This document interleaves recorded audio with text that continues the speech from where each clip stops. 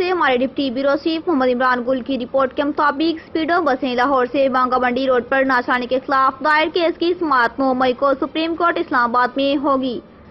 Supreme court of Pakistan کی طرف سے کاس لسٹ جاری کر دی گئی۔ کیس کی سماعت جسٹس مس مسرت شرالی، مسٹر جسٹس نعیم اختر افغان اور مسٹر جسٹس شکیل احمد کریں گے۔ قومی ایوارڈ یافتہ گولڈ میڈلسٹ صحافی، صدر نیشنل پریس کلب بانگا منڈی شیخ محمد لطیف شاہد نے ایڈوکیٹ احمد عبداللہ ڈوگر کی وساطت سے کیس دائر کیا۔ سکریٹری ٹرانسپورٹ اور پنجاب ماس ٹرانزٹ اتھارٹی کے مینیجنگ ڈائریکٹر کو کیس میں فریق بنایا گیا۔ کیس میں موقف اختیار کیا گیا ہے کہ بانگا منڈی ضلع لاہور میں واقع ہے۔ پنجاب ماس ٹرانزٹ اتھارٹی کی قانون 2015 میں لکھا ہے کہ بسیں ضلع لاہور کی حدود میں چلائی جائیں گی۔ ملتان روڈ بانگا منڈی روڈ پر سرکاری پبلک ٹرانسپورٹ نہ ہونے کی وجہ سے مسافروں کو شدید مشکلات کا سامنا ہے۔